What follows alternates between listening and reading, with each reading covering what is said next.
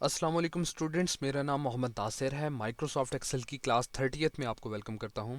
इस क्लास में हम डिस्कस करेंगे काउंट इफ्स फंक्शन को और इसका प्रैक्टिकल इस्तेमाल एग्जांपल्स की मदद से समझेंगे। तो चलिए स्टार्ट करते हैं।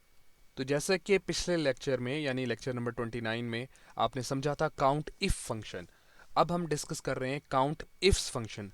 दोनों में डिफरेंस ये है, मेजर डिफरेंस ये है कि काउंट इफ फंक्शन सिर्फ सिंगल क्राइटेरिया की बेस पे सेल्स को काउंट करने के लिए इस्तेमाल किया जाता है, लेकिन count if function multiple criteria की बेस पे सेल्स को काउंट करने के लिए इस्तेमाल किया जाता है।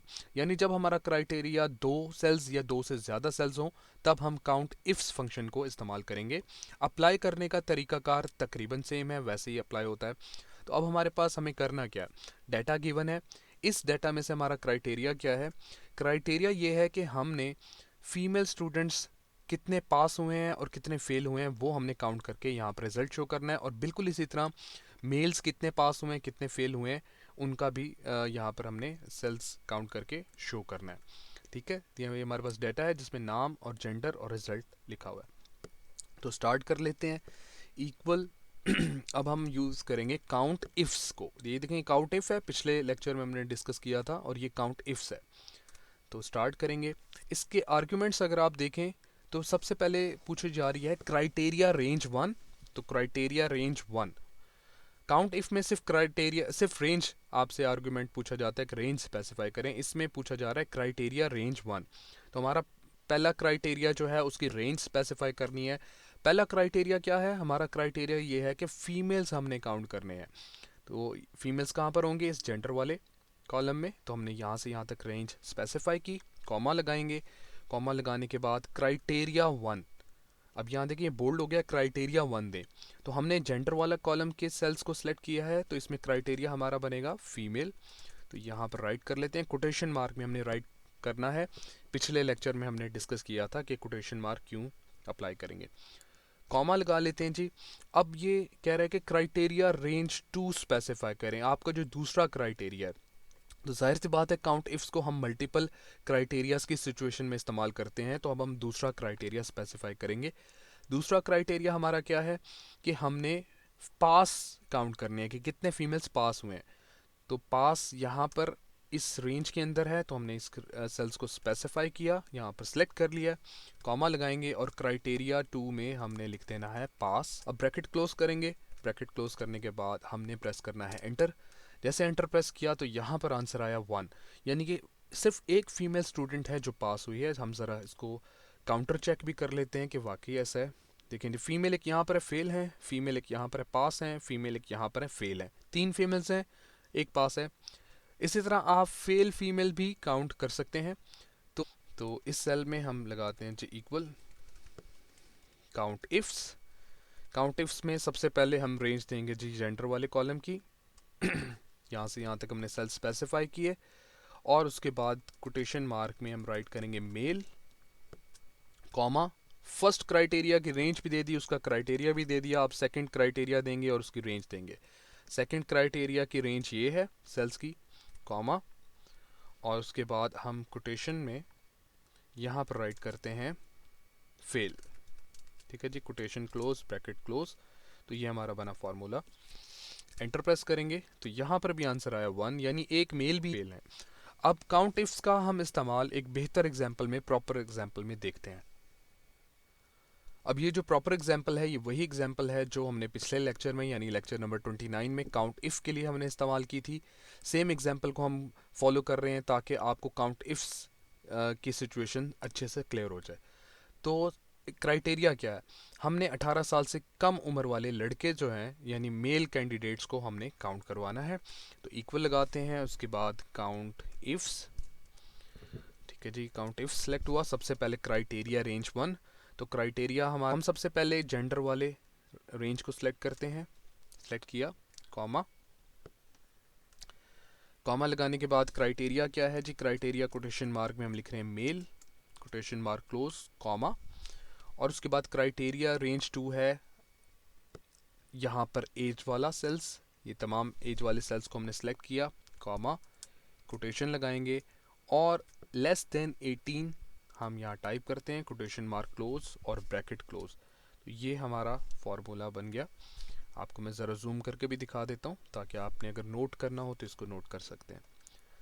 एंटर प्रेस करेंगे, आंसर आया 2, यानी दो ऐसे लड़के हैं, मेल कैंडिडेट्स हैं जिनकी उम्र 18 साल से कम है। एक तो ये हमें सामने नज़र आ रहा है और सेकंड कौन है जी, मेल, यहाँ पर ये देखिए 15 एज है। तो अब हमारा नेक्स्ट क्राइटेरिया जो है वो हमने मैट्रिक तालीम वाली फ़ीमेल काउंट करनी है, यानी फ़ीमेल कैंडिडेट्स। तो सबसे पहले हम इक्वल लगाते हैं और काउंट इफ्स राइट कर लेते हैं। काउंट इफ्स हमारा फंक्शन स्टार्ट हुआ और हमारा पहला क्राइटेरिया मैट्रिक, तो हम मैट्रिक के सेल्स को सिलेक्ट करेंगे, कॉमा, कोटेशन मार्क में हमने राइट करना है matric, quotation close, comma. First criteria हो गया, उसकी रेंज भी हो गई। सेकंड क्राइटेरिया हमारा फीमेल्स हैं तो हम जेंडर वाले सेल्स को तमाम को सिलेक्ट करेंगे, रेंज हमने स्पेसिफाई कर दी, कॉमा, और उसके बाद कोटेशन मार्क लगाकर हम उसमें फीमेल राइट कर देते हैं। तो ये हमारा बन गया फार्मूला। इसको मैं ज़रा जूम करके भी आपको दिखा देता हूँ, ठीक है। एंटर प्रेस करेंगे तो आंसर आया 1, यानी कि सिर्फ एक फीमेल कैंडिडेट है जिनकी तालीम मैट्रिक है। तो हम इसको ये देखें, फीमेल मैट्रिक और बाकी फीमेल ग्रेजुएट और एक फीमेल इंटरमीडिएट है। रावलपिंडी के अलावा शहरों से ताल्लुक़ रखने वाली ख़वातीन हमने काउंट करवानी है। तो काउंट इफ्स क्राइटेरिया रेंज 1, तो क्राइटेरिया रेंज हमारा 1 है जी, फीमेल्स। तो हम जेंडर वाले सेल्स को सिलेक्ट कर लेते हैं, कॉमा, कोटेशन में हम फीमेल क्राइटेरिया राइट कर देंगे, उसके बाद कोटेशन मार्क क्लोज, कॉमा, और क्राइटेरिया रेंज 2। क्राइटेरिया रेंज 2 जो हमारी है वो रावलपिंडी के अलावा शहर, तो हम सिटी वाले तमाम सेल्स को सिलेक्ट करेंगे, कॉमा लगाते हैं और कोटेशन मार्क में अब हम राइट करेंगे नॉट इक्वल टू रावलपिंडी। तो नॉट इक्वल के लिए लेस देन, ग्रेटर देन का सिंबल हम कंपैरिजन ऑपरेटर यूज़ कर रहे हैं और यहाँ पर राइट करेंगे रावलपिंडी, ठीक है जी, कोटेशन क्लोज, ब्रैकेट क्लोज। तो ये बना हमारा फार्मूला।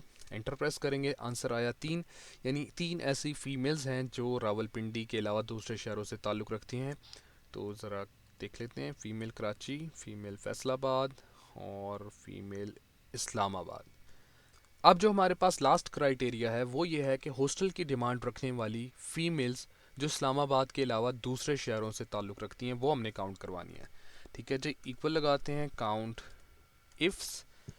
अच्छा, अब हमारे पास जो क्राइटेरिया है वो 3 हो गए हैं, ठीक है। एक तो हॉस्टल की डिमांड रखने वाले लोग, प्लस फीमेल्स, और प्लस इस्लामाबाद के अलावा दूसरे शहरों से। तो 3 क्राइटेरियाज हैं, इनको हम अप्लाई करते हैं। तो काउंट इफ स्टार्ट कर दिया मैंने। सबसे पहले हम कर लेते हैं जी जेंडर, सेल्स को हमने सेलेक्ट किया, कॉमा, कोटेशन मार्क लगा के हम फीमेल राइट करेंगे, comma, quotation mark close. Next criteria हम कोई भी दे सकते हैं, सिटी वाला दे देते हैं। ये हमने रेंज सारी सेलेक्ट कर ली। उसके बाद क्राइटेरिया इंपॉर्टेंट है, इस्लामाबाद के अलावा शहर, मींस के इस्लामाबाद नहीं होना चाहिए, इस्लामाबाद नहीं होना चाहिए, तो इस बात का मतलब है नॉट इक्वल। तो नॉट इक्वल के less than, greater than apply किया, इस्लामाबाद, कोटेशन क्लोज, कॉमा। और तीसरा जो क्राइटेरिया है वो है हॉस्टल की डिमांड। तो हॉस्टल वाली हम जो डिमांड वाला सेल्स है सारा इसको सिलेक्ट करेंगे, कॉमा लगाएंगे और कोटेशन मार्क में जो इसका क्राइटेरिया है वो हमने लिखना है येस, ब्रैकेट क्लोज। तो ये हमारा बना फार्मूला, आपको जूम करके मैं दिखा रहा हूँ। अब जब हम एंटर प्रेस करेंगे तो आंसर हमारे पास देखते हैं क्या आता है। आंसर आ रहा है 3 फीमेल्स हैं जो हॉस्टल की डिमांड रखती हैं और उनका ताल्लुक इस्लामाबाद के अलावा शहरों से है। तो ज़रा इसको चेक भी करते हैं जी। ये फ़ीमेल है, कराची से ताल्लुक़ है, हॉस्टल डिमांड यस, बिल्कुल ठीक है। फ़ीमेल है, फैसलाबाद है, हॉस्टल की डिमांड रखती हैं यस। फ़ीमेल है, इस्लामाबाद से हैं, हॉस्टल की डिमांड नहीं रखती, तो ये तो काउंट नहीं हुई। फ़ीमेल हैं, रावलपिंडी से ताल्लुक़ रखती हैं और हॉस्टल की डिमांड में यस। तो मुझे उम्मीद है काउंट इफ्स फंक्शन आपको अच्छे से क्लियर हो गया होगा अगर आपने इस वीडियो लेक्चर को मुकम्मल देखा होगा। तो ये जस्ट एक एग्जांपल थी, इसके अलावा बहुत सारे सिनेरियोज हो सकते हैं जिसमें आप काउंट इफ्स फंक्शन को इस्तेमाल कर सकते हैं। मैंने तकरीबन आपको तमाम पॉसिबल सिचुएशंस देकर समझा दिया है, आपने इसको प्रैक्टिस करना है। अगर कोई चीज़ समझ ना आए तो आप मुझसे पूछ सकते हैं। अगली वीडियो लेक्चर तक के लिए अल्लाह हाफिज़।